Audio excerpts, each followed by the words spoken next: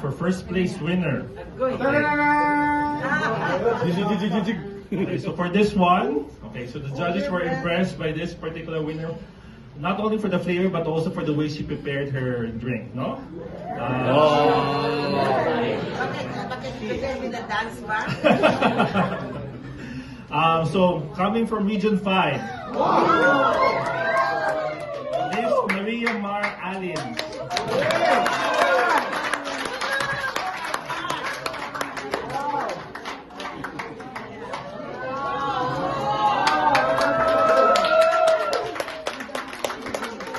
Okay, so Miss Maria Mar Alina prepared her drink using espresso machine, no?